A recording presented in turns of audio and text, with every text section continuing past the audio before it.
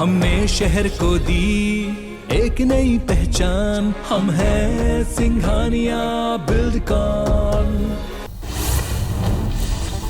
रूसी सेना यूक्रेन की राजधानी कीव की ओर तेजी से बढ़ रही है। जंग के 19वें दिन रूस ने यूक्रेन के एक मिलिट्री बेस पर 30 मिसाइलें दागकर उसे तबाह कर दिया। यह जगह पोलैंड बॉर्डर से सिर्फ 20 किलोमीटर दूर है।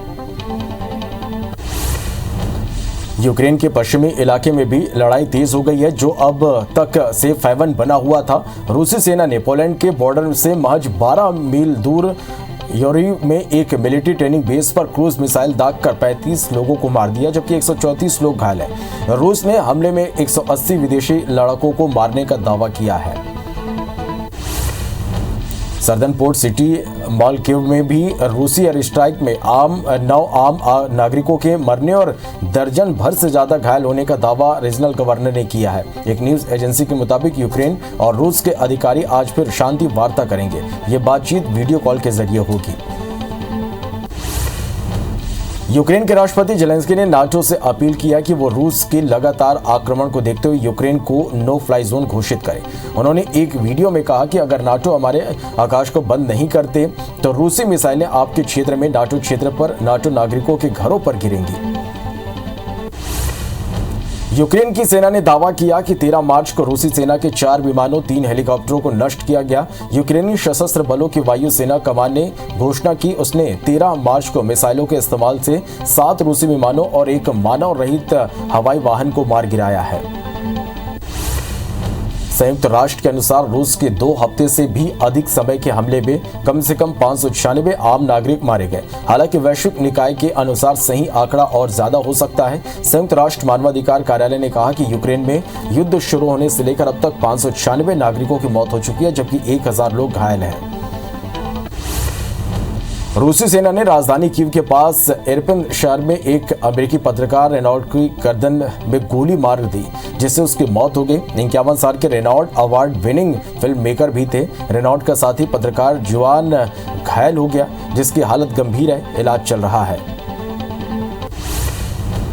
जर्मनी की राजधानी बर्लिन में एक बार फिर रूस के खिलाफ बड़ा प्रदर्शन हुआ। यहाँ 30,000 से ज्यादा लोग हाथ में यूक्रेन का झंडा लेकर इसमें शामिल हुए। ये सभी शीत युद्ध के दौरान विभाजित जर्मनी के प्रतीक ब्रांडबर्ग गेट के पास इकट्ठा हुए। प्रोटेस्टर ने कहा कि हम यूक्रेन के लोगों को भूलेंगे नहीं, प्रदर्शन जारी रहेगा।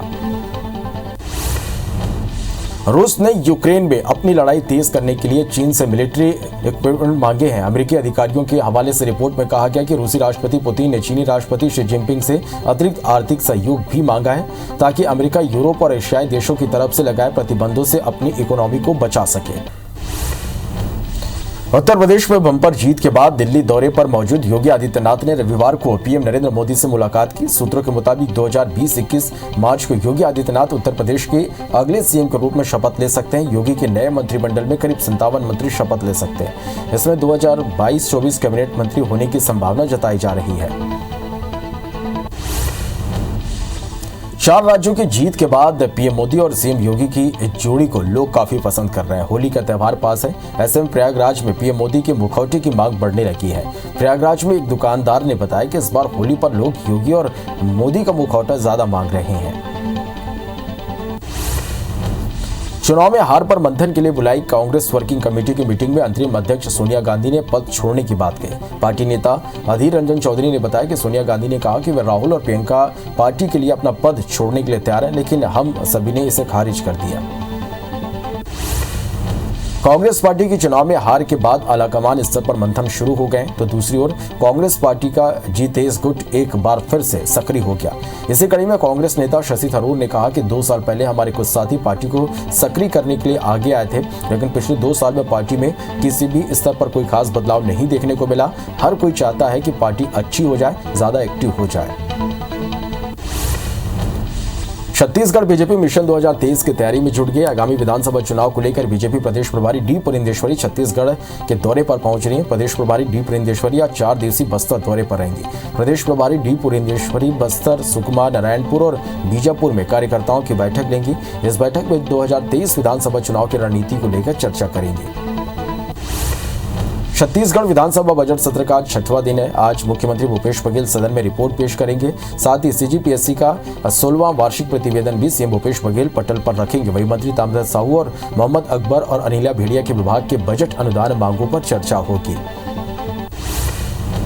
मध्य प्रदेश में विधानसभा के बजट सत्र का आज 6वां दिन है। बजट सत्र के 6वें दिन सीएम शिवराज सिंह राज्यपाल के अभिभाषण पर जवाब देंगे। वहीं आज से बजट अनुदान मांगों पर भी चर्चा शुरू होगी।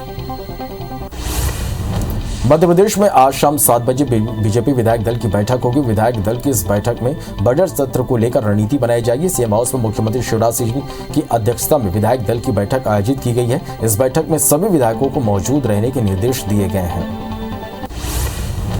मुख्यमंत्री शिवराज सिंह चौहान आज विधानसभा की कार्यवाही में शामिल होंगे, जिसके बाद दोपहर 2:45 पर सीएम हाउस में आगंतुकों से मुलाकात करेंगे। वहीं मंत्रालय में शाम 5 बजे पर्यटन बोर्ड के संचालक मंडल की बैठक लेंगे। साथ ही मध्य प्रदेश पर्यटन वार्षिक साधारण सभा की बैठक भी लेंगे। भोपाल में आज मध्य प्रदेश कांग्रेस असंगठित कामगार की बैठक रखी गई है। प्रदेश अध्यक्ष कमलनाथ की अध्यक्षता में बैठक आयोजित की गई। इस बैठक में प्रदेश भर के कांग्रेस कार्यकर्ता जुटेंगे। फिल्म द कश्मीर फाइल्स को लेकर मध्य प्रदेश सरकार ने बड़ा फैसला लिया है। मुख्यमंत्री शिवराज सिंह चौहान ने फिल्म द कश्मीर फाइल्स को राज्य में टैक्स फ्री कर दिया है। मध्य प्रदेश में उच्च शिक्षा विभाग प्रोफेसर के खाली पदों पर जल्दी भर्ती होगी। 1400 पदों प्रोफेसर की भर्ती पीएससी से कराने की कवायद शुरू हो गई है। प्रोफेसर भर्ती के लिए उच्च शिक्षा विभाग जल्द पीएससी को प्रस्ताव भेजेगा। बता दें कि प्रदेश के शासकीय कॉलेजों में प्रिंसिपल सहित 5146 गजेटेड पोस्ट खाली है। केंद्रीय नागरिक उड्डयन मंत्री ज्योतिरादित्य सिंधिया ने इंदौर को बड़ी सौगात दी है। सिंधिया ने रविवार को इंदौर गोंदिया हैदराबाद फ्लाइट का शुभारंभ किया।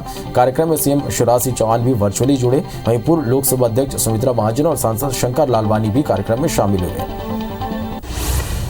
ज्योतिरादित्य सिंधिया ने इंदौर गोंदिया हैदराबाद फ्लाइट का शुभारंभ किया। इस दौरान सीएम शिवराज ने सिंधिया से एक अपील की। शिवराज ने सिंधिया से मध्य प्रदेश के धार्मिक स्थलों पर हेलीकॉप्टर सुविधा शुरू करने की अपील की। वहीं फ्लाइट शुरू करने पर इंदौर और गोंदिया वासियों की तरफ से सिंधिया को धन्यवाद भी दिया। ऑनलाइन परीक्षा की मांग को लेकर एनएसयूआई आज रविशंकर यूनिवर्सिटी का घेराव करेगी। ऑनलाइन परीक्षा कराने के लिए एनएसयूआई के कार्यकर्ता यूनिवर्सिटी प्रबंधन के सामने अपनी मांग रखेंगे। बता दें कि यूनिवर्सिटी ने ऑफलाइन परीक्षा के लिए टाइम टेबल जारी किया है। पत्थल गांव के लुड़िंग क्षेत्र में 4 हाथियों का दल घूम रहा है। हाथियों के दल ने चिकनी पानी में 2 घरों को क्षतिग्रस्त कर दिया। साथ ही इलाके में फसलों को भी नुकसान पहुंचाया। क्षेत्र में हाथी की मौजूदगी से ग्रामीणों में दहशत का माहौल है। डूंगरगढ़ में चैत्र नवरात्र पर्व की तैयारियां और व्यवस्थाओं को सुनिश्चित करने के लिए कलेक्टर ने बैठक की, जिसमें मंदिर ट्रस्ट, संबंधित विभागों के पदाधिकारी और पुलिस प्रशासन भी शामिल हुए। बैठक में नवरात्रि में मंदिर आने वाले सभी भक्तों की सुविधाओं और सभी व्यवस्थाएं सुनिश्चित करने के निर्देश दिए।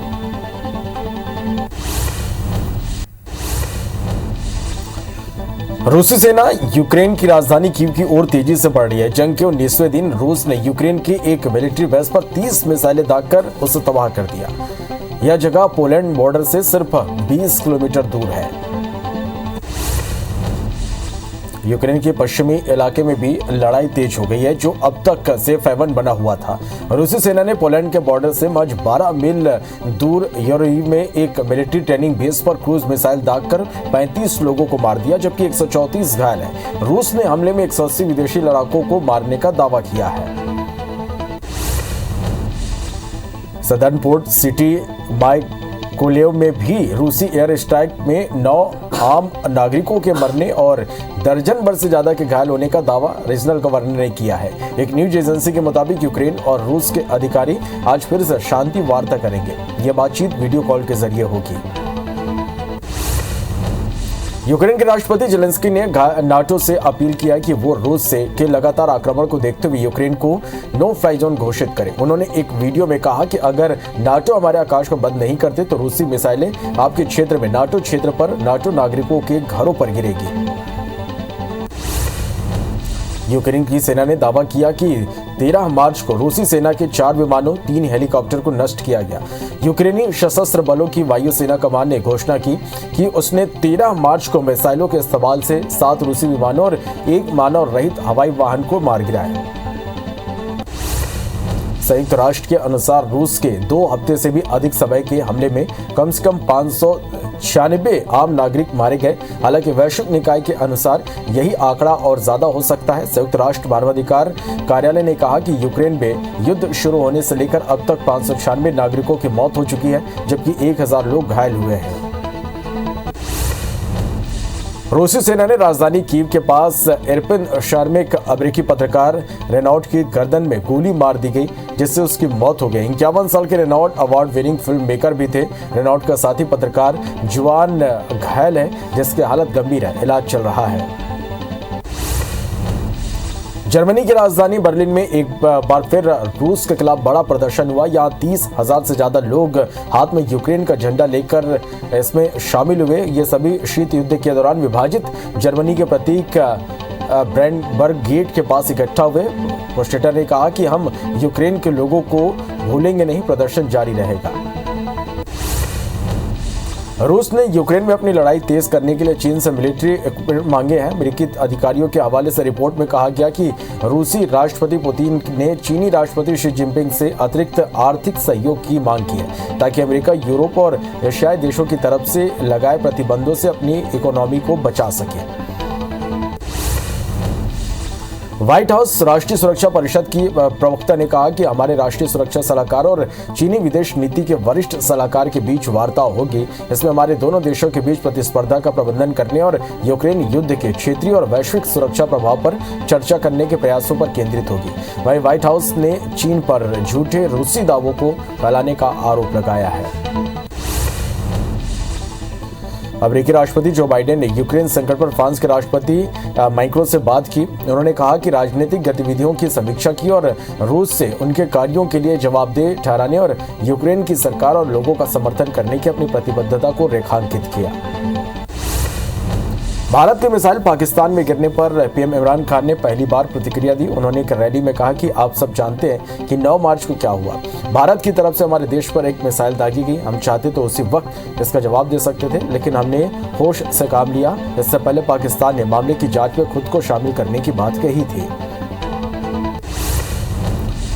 कनाडा में हुए एक सड़क हादसे में 5 भारतीय छात्रों की मौत हो गई। हादसा शनिवार को ओंटारियो हाईवे पर शनिवार को हुआ। 5 स्टूडेंट्स कार से जा रहे थे। रास्ते में कार की टक्कर एक ट्रैक्टर ट्रेलर से हो गई, जिसके बाद तीनों ने दम तोड़ दिया। कनाडा में भारतीय उच्चायुक्त अजय विसारिया ने सोमवार को इस हादसे की जानकारी दी, साथ ही परिवार के प्रति संवेदना भी व्यक्त की। कोरोना महामारी का अंत अब जल्द घोषित किया जा सकता है। विश्व स्वास्थ्य संगठन के पब्लिक हेल्थ एक्सपर्ट ने इस बात पर चर्चा शुरू कर दी है। हालांकि WHO ने कहा कि महामारी के अंत की घोषणा तुरंत करने के बारे में फिलहाल कोई विचार नहीं किया जा रहा। सभी से चर्चा के बाद कोई फैसला लिया जाएगा। अमेरिका के पूर्व राष्ट्रपति बराक ओबामा कोरोना से संक्रमित पाए गए। इसकी जानकारी उन्होंने खुद ही दी है। उन्होंने बताया कि कोरोना वायरस से संक्रमित पाए गए। हालांकि उनकी पत्नी मिशेल संक्रमित नहीं है। वहीं प्रधानमंत्री नरेंद्र मोदी ने ट्वीट कर बराक ओबामा के जल्द स्वस्थ होने की कामना की। चीन में कोरोना महामारी ने फिर से पैर पसार लिए हैं। इस बीच एक न्यूज एजेंसी ने सरकार के हवाले से बताया कि चीन के शेनझेन शहर में लॉकडाउन लगा दिया गया, जिसकी वजह से करीब 1 करोड़ 7 लाख लोग अपने घरों में कैद हो गए। राष्ट्रीय स्वास्थ्य आयोग ने रविवार को बताया कि चीन की मुख्य भूमि पर शनिवार को कोविड-19 के 1807 नए मामले सामने आए, जबकि 131 मरीज बाहर से आए हैं। कोरोना को लेकर हांगकांग में स्थिति लगातार खराब होती जा रही है। अधिकारियों ने कोविड-19 के 27,647 नए मामलों की पुष्टि की है। 87 लोगों की कोविड-19 से मौत हुई। अब तक यहां 3,729 लोगों की जान जा चुकी है। वहीं वियतनाम दुनिया में ऐसा दूसरा देश है जो कोरोना की सबसे ज्यादा सुनामी झेल रहा है। एक हफ्ते में यहाँ 14 लाख से ज्यादा मरीज मिल चुके हैं। राष्ट्रव्यापी टीकाकरण मुहिम के तहत अभी तक कोरोना वायरस रोधी टीकों की 180 करोड़ से ज्यादा खुराक दी जा चुकी है। कल 4,61,318 डोज दी गई। केंद्रीय स्वास्थ्य मंत्रालय के मुताबिक स्वास्थ्य कर्मियों, कोरोना योद्धाओं और 60 साल से ज्यादा उम्र वाले लोगों को 2 करोड़ से ज्यादा एहतियाती टीके लगाए गए हैं। देश में जानलेवा कोरोना वायरस महामारी के मामले लगातार कम होते जा रहे हैं। देश में पिछले 24 घंटे में कोरोना वायरस के 2503 नए केस सामने आए और 27 लोगों की मौत हो गई। यह बड़ी बात है कि मई 2020 के बाद देश में पहली बार इतने कम केस दर्ज हुए। देश में अब एक्टिव मामलों की संख्या घटकर 36,168 हो गई। वहीं इस महामारी से जान गंवाने वालों की संख्या बढ़कर 5,15,877 हो गई है।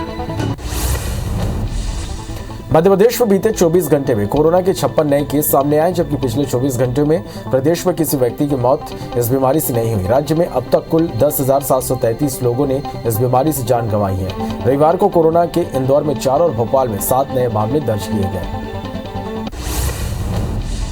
छत्तीसगढ़ में कोरोना के मामलों में लगातार कमी आ रही है। बीते 24 घंटे में कोरोना के 15 नए केस सामने आए। राहत की बात है कि कोरोना से एक भी मौत नहीं हुई। अब प्रदेश में एक्टिव केस की संख्या बढ़कर 377 हो गई है। वहीं बीते 24 घंटे में कोरोना से 52 मरीज डिस्चार्ज हुए हैं। आज रेलवे ने अलग अलग कारणों से कुल 263 ट्रेनों को कैंसिल कर दिया। वहीं रेलवे ने 3 ट्रेनों को आज रिशेड्यूल करने का भी फैसला किया। इसके अलावा 16 ट्रेनों को डायवर्ट किया गया है। रूसी सेना ने राजधानी कीव के पास इरपिन शहर में एक अमेरिकी पत्रकार रेनॉल्ड की गर्दन में गोली मार दी, जिससे उसकी मौत हो गई। 51 साल के Reynold award winning film maker भी थे।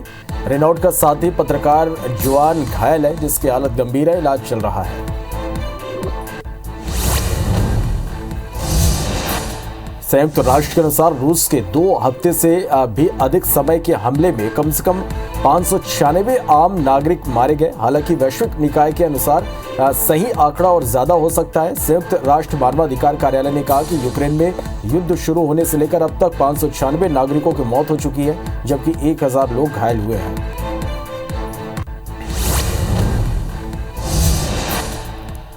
अमेरिका के पूर्व राष्ट्रपति बराक ओबामा कोरोना से संक्रमित पाए गए। इसकी जानकारी उन्होंने खुद दी है। उन्होंने बताया कि वो कोरोना वायरस से संक्रमित पाए गए। हालांकि उनकी पत्नी मिशेल संक्रमित नहीं है। वहीं प्रधानमंत्री नरेंद्र मोदी ने ट्वीट कर बराक ओबामा के जल्द स्वस्थ होने की कामना की।